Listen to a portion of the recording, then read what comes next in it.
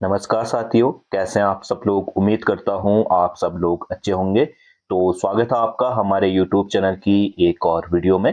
आज की वीडियो में हम बात करेंगे सामान्य हिंदी प्रैक्टिस सेट की, आज जिसका है भाग 33 और ये बहुत ही इम्पोर्टेंट है हमारी आने वाली सभी परीक्षाओं के लिए। तो वीडियो को अंत तक जरूर देखना, आपको यहाँ से जरूर ही आने वाली परीक्षाओं में मदद मिलेगी। तो आज की वीडियो का जो पहला सवाल है वह है विधि का विलोम शब्द चुनिए। तो इसके ऑप्शन है निषेध, प्रलय, विधान और विकल्प। अगर बात करें विधि के विलोम की तो विधि का विलोम होता है निषेध। ठीक है, यानी कि ऑप्शन ए सही हो जाएगा। ऐसे ही जैसे प्रलय है, इसका विलोम शब्द होता है प्रलय का विलय, विधान का अविधान, ठीक है, विकल्प का संकल्प। ठीक है, ये क्या है, इनके अन्य पर्यायवाची शब्द हैं। फिर है अगला सवाल, वह जाते जाते रुक गया मैं वाक्य का प्रकार बताइए। तो हमें एक वाक्य दिया गया, हमने बताना है कि इसमें कौन सा वाक्य है। पहला है सरल वाक्य, मिश्र वाक्य और संयुक्त वाक्य। देखिए वाक्य की बात करें तो वाक्य तीन प्रकार के होते हैं हमारा। एक आता है अर्थ के आधार पर, दूसरा आता है हमारा प्रयोग या रचना या फिर हम इसे संरचना भी कह सकते हैं के आधार पर, और तीसरा आता है क्रिया के आधार पर। अर्थ के आधार पर वाक्य 8 प्रकार के होते हैं, जैसे साधारण वाक्य हो गया, ठीक है, हमारा निषेधात्मक वाक्य हो गया जिसमें नहीं लगता है, प्रश्नवाचक वाक्य हो गया, आज्ञावाचक हो गया, आदेशवाचक हो गया। तो इस तरीके से अर्थ के आधार पर कितने वाक्य होते हैं, 8। और प्रयोग या रचना के आधार पर जो वाक्य होते हैं वह होते हैं 3।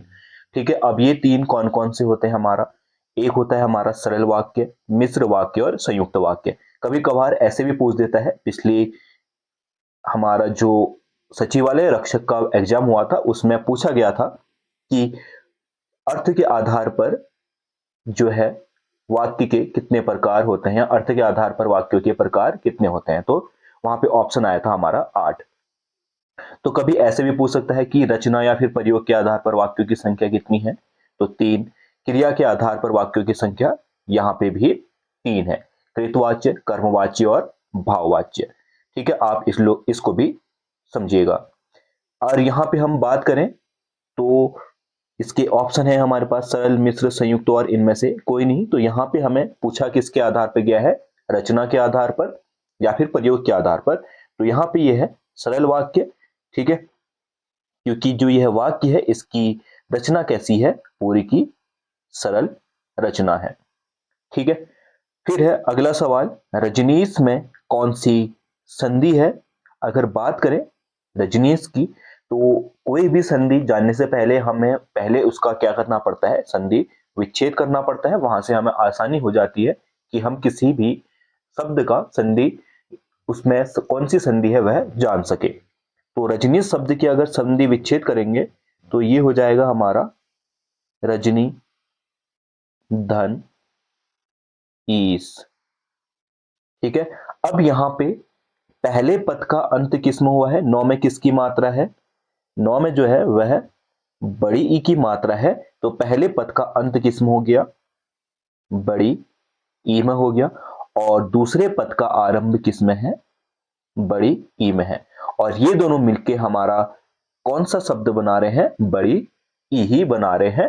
तो जहां पे हमारे ह्रस्व या दीर्घ स्वर पहले पद का अंत किसमें हो, ह्रस्व स्वर में या फिर दीर्घ स्वर में हो, और उसके बाद दूसरे शब्द का आरंभ भी या दूसरे पद का आरंभ भी ह्रस्व या दीर्घ में हो, तो हमारे जब दीर्घ बनता है तो उसके क्या कहते हैं हम, दीर्घ संधि कहते हैं। यानी कि ऑप्शन सी क्या हो जाएगा, सही हो जाएगा।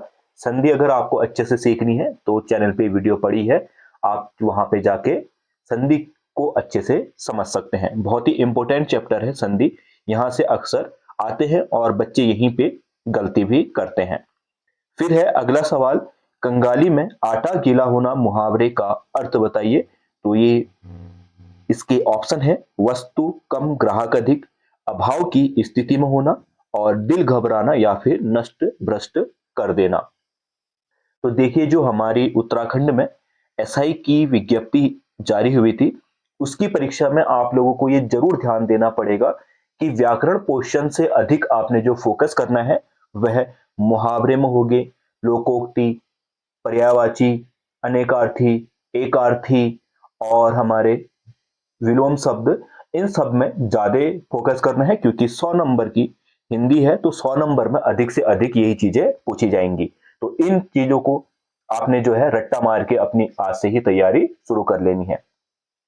तो बात करें अगर कंगाली में आटा गीला होना मुहावरे का अर्थ, तो ये होता है इसका अभाव की स्थिति में और हानि होना। ठीक है, कई बार आपने सुना होगा कि क्या कहते हैं, जैसे आपके पास कंगाली आई रहती है, आपकी स्थिति थोड़ी डाउन है, तो उस समय कोई आपसे कुछ कहता है, आपसे कोई दुर्घटना हो जाती है या कोई ऐसी चीज हानि हो जाती है, तो हमेशा आदमी कहता है कि क्या कंगाली में आटा गीला हो गया है। ठीक है, तो अभाव की स्थिति में हानि होना इसका क्या है, सही अर्थ है। फिर है अगला सवाल, वाक्य में क्षण भर के ठहराव के लिए प्रयुक्त चिन्ह। तो देखिए, चिन्हों से भी बहुत सारे सवाल आते हैं और आने वाली परीक्षा में आएंगे। बहुत ही इंपॉर्टेंट चैप्टर है, यहां इस चैप्टर को आप लोग जरूर पूरा कीजिएगा। ठीक है, तो जब भी वाक्य में क्षण भर का ठहराव होता है तो उसको कहते हैं हम अल्प विराम, यानी कि ऑप्शन ए क्या होगा यहाँ पे, सही होगा। अब कई बार इस तरीके से भी पूछता है कि अल्प विराम का चिन्ह कैसा है, तो आप लोगों को इनकी डेफिनेशन और इनके चिन्ह जरूर याद रखने हैं। तो अल्प विराम कैसा होता है, ऐसा होता है जहां कहीं भी हमने वाक्य में थोड़ा सा ठहराव देना होता है तो हम क्या लगाते हैं, अल्प विराम लगाते हैं। जब हमारा वाक्य पूरा हो जाता है तो वाक्य पूरा होने के बाद हम एक डंडा मारते हैं, जिसको क्या कहते हैं, हम पूर्ण विराम कहते हैं। ये क्या है, हमारा पूर्ण विराम है। ठीक है, फिर ऐसे ही जैसे अर्ध विराम है, तो अर्ध विराम हमारा क्या होता है, जहां अल्प विराम से ज्यादा समय लगे, ठीक है, या ज्यादा ठहराव चाहिए, और पूर्ण विराम से कम ठहराव चाहिए, वहां पे आता है हमारा अर्ध विराम और इसका चिन्ह होता है ऐसा। ठीक है, इस चीज को आप लोग नोट कीजिएगा, ये जरूर आएंगे। फिर है अपूर्ण विराम। अब अपूर्ण विराम क्या होता है हमारा, अपूर्ण विराम जब किसी शब्द को अलग दर्शाना हो तब किसका प्रयोग किया जाता है, क्या हो, शब्द को अलग दर्शाना हो तब अपूर्ण विराम का प्रयोग किया जाता है और अपूर्ण विराम का चिन्ह ऐसा है। ठीक है, ऐसे ही हमारा चौथा ऑप्शन है हंस पद।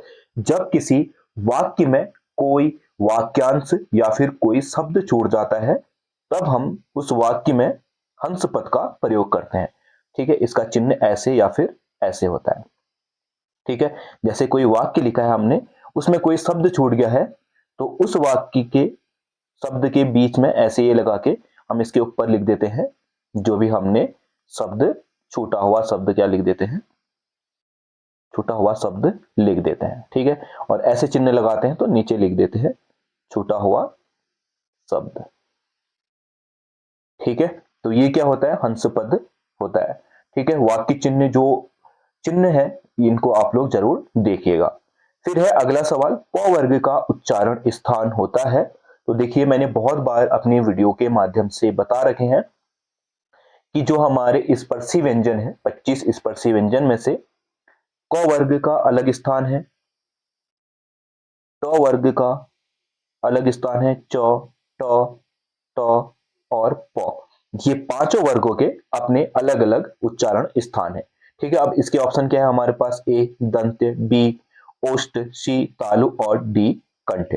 तो अगर बात करें इन पांचों स्पर्शी व्यंजनों के उच्चारण स्थान की, क हमारा, देखिए इसको आप एक ट्रिक से लेके चलिए, जैसे क, क, च, ट, त, प है, इन पांचों को आप कंठ से शुरू होते हुए चलिए। सबसे पहले जो शुरुआत होती है वह कहां से होती है, कंठ से। तो क वर्ग का, ठीक है, उच्चारण स्थान कौन सा है, कंठ। कंठ के बाद हमारा आता है तालु, तो च वर्ग क्या हो जाएगा हमारा, तालव्य हो जाएगा। फिर तालु के बाद जो चीज होती है मूर्धन्य, ठीक है, तालु जो दांत और हमारी तालु के बीच का स्थान है वह क्या कहलाता है, मूर्धन्य कहलाता है। तो ट वर्ग क्या है हमारा अगला, मूर्धन्य। ठीक है, फिर मूर्धन्य के बाद हमारे क्या आते हैं, दांत आते हैं। तो तौ वर्ग क्या हो जाएगा, दंत। फिर दांत के बाद हमारा क्या आता है, होठ आता है। तो प वर्ग के जितने भी शब्द हैं 5, प, फ, ब, भ, म, ठीक है, ये सब क्या है, हमारे ओष्ठ है। यानी कि छठवें का जो सही आंसर होगा वह क्या होगा, ओष्ठ होगा। जैसे आप प का उच्चारण भी करेंगे तो प में जो हमारे होठ है वह हिल रहे हैं। जैसे क वर्ग में क का प्रयोग करेंगे तो क वर्ग में हमारे होठ का प्रयोग नहीं होगा, सिर्फ किस में होगा, प वर्ग में ही होगा। ठीक है, फिर है अगला सवाल, उसका कुत्ता अत्यंत सुंदर, फुर्तीला और आज्ञाकारी है। हमें यहाँ पे एक वाक्य दिया गया है, हमने बताना है कि इसमें कौन सा पदबंध है। ठीक है, अब पदबंध होते क्या है, पदबंध मतलब होता है पदों का समूह। बहुत सारे पदों का समूह ही क्या कहलाता है, पदबंध कहलाता है। अब वो पद हमारे संज्ञा हो सकते हैं, सर्वनाम हो सकते हैं, विशेषण हो सकते हैं। ठीक है, जहां पे संज्ञा पदों का समूह होगा वहां पे संज्ञा पदबंध, जहां पे सर्वनाम होगा वहां पे सर्वनाम पदबंध, जहां पे विशेषण होगा वहां पे विशेषण पदबंध होगा। तो हमें यहाँ पे जो वाक्य दिया गया है इसमें हमने बताना है कि कौन सा पदबंध है। ठीक है, पद का मतलब ही क्या होता है, देखिए जो पद है इसको आप लोग समझिएगा। पद का अर्थ ही क्या होता है, शब्द। जब शब्द जो है वाक्य में प्रयोग होता है तो उसे हम क्या कहते हैं, पद कह देते हैं। ठीक है, अब इसके ऑप्शन है ए संज्ञा, बी विशेषण और सी क्रिया विशेषण पदबंध और डी ये सभी। अगर बात करें इसमें हमारा उसका कुत्ता अत्यंत सुंदर, फुर्तीला और आज्ञाकारी है।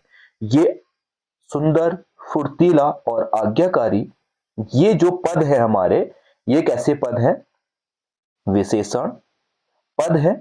तो इस वाक्य में हमारा कौन सा पदबंध हो जाएगा, विशेषण पदबंध हो जाएगा, यानी कि ऑप्शन बी क्या है यहां पे सही है। फिर है अगला, निम्न में से अंबर का अनेकार्थी शब्द नहीं है। तो यहां पे हमें अंबर एक शब्द दिया गया, हमने बताना है कि इसमें से कौन सा इसका समानार्थी नहीं है। इसके ऑप्शन है वस्त्र, आकाश, सी कपास और डी संप्रदाय।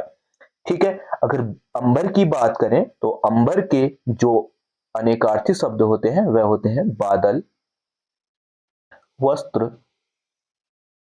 कपास, अमृत, ये सब क्या है हमारे अंबर के अनेकार्थी शब्द हैं। जो नहीं है वह है हमारा संप्रदाय, यानी कि ऑप्शन डी क्या हो जाएगा यहां पे सही हो जाएगा। यह अंबर का अनेकार्थी नहीं है, बाकी वस्त्र, आकाश और कपास जो है अंबर के अनेकार्थी शब्द हैं। फिर है इनमें से क्रिया विशेषण है। अब क्रिया पहले समझो, क्रिया क्या है, क्रिया मतलब कि वाक्य में जो कार्य हो रहा है, ठीक है, किसी भी वाक्य में जो कार्य हो रहा है वह क्या कहलाता है, हमारा क्रिया। फिर ऐसे ही विशेषण क्या है, विशेषण मतलब कि जो क्या हो, किसी चीज की संज्ञा या सर्वनाम की क्या बताए, विशेषता बताए, वह ही क्या है हमारा विशेषण है। अब क्रिया विशेषण मतलब कि जो वाक्य में कार्य की विशेषता बताएगी या फिर क्रिया की विशेषता बताए वह क्या कहलाएगा, हमारा क्रिया विशेषण कहलाएगा। अब इसमें हमें ऑप्शन दे रखा है, वह धीरे से बोलता है, बी वह काला कुत्ता है, सी रमेश तेज धावक है और डी सत्यवाणी सुंदर होती है। ठीक है, अब यहां पे क्रिया विशेषण यानी कि क्रिया की जो विशेषता बताएगा। अब यहां पे पहले शब्द पहले वाक्य को देखेंगे हम, तो यहां पे क्रिया कौन सी है, बोलना। अब दूसरा क्या है, वह काला कुत्ता है, यहां पे क्रिया ही नहीं है हमारी। ठीक है, फिर है रमेश तेज धावक है, यहां पे भी क्रिया नहीं है, यहां पे सिर्फ विशेषता है। तेज क्या है, उसकी विशेषता है। धावक ऐसे क्या है, ये संज्ञा है। फिर है सत्यवाणी सुंदरवाणी, इसमें भी हमारी क्रिया नहीं है। अब पहला जो वाक्य है इसमें देखेंगे हम, बोलना क्या है, क्रिया है, और धीरे क्या है, विशेषता है। तो क्रिया की विशेषता क्या है? धीरे बोलना। ठीक है, जो क्रिया हो रही है वह, या फिर जो कार्य हो रहा है वह कौन सा कार्य हो रहा है? बोलने का। और कैसे बोला जा रहा है? धीरे। यानी कि बोलने की जो विशेषता है वह क्या है? धीरे शब्द है। तो पहला क्या हो, जो वाक्य है वह क्या है? हमारा क्रिया विशेषण वाक्य है। फिर है अगला सवाल, शब्द देनदार और लेनदार में कृत प्रत्यय का चयन कीजिए। तो देखिए, प्रत्यय हमेशा वाक्य के, या शब्द के, सॉरी वाक्य नहीं, शब्द के कहां लगते हैं? पीछे लगते हैं। ठीक है, तो हमें यहां पे पूछा गया है देनदार और लेनदार में। जब भी हमें कोई शब्द का प्रत्यय निकालना होता है तो उसमें हम मूल शब्द को रख के बाकी सब चीजें हटा देते हैं।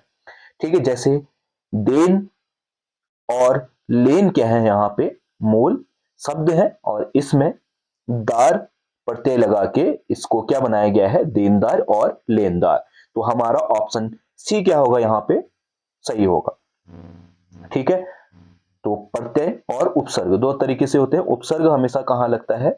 शब्द के आगे लगता है, आगे लग के उस शब्द को बदल देता है। ठीक है, शब्द हमारे प्रत्यय और उपसर्ग है क्या आखिरकार? जो क्या है? मूल शब्द के पीछे या फिर आगे लग के उस शब्द को बदल देते हैं। जैसे यहां पे है लेन था, देन था, इन शब्दों के पीछे हमने दार लगा के इसका शब्द ही बदल दिया। ये क्या बन गया? लेनदार। जैसे धावक है, ठीक है, सॉरी दौड़ शब्द है, ये क्या है? एक मूल शब्द है, मूल क्रिया शब्द है ये। इसके पीछे हम ता लगा के इसको क्या कर देंगे? दौड़ता।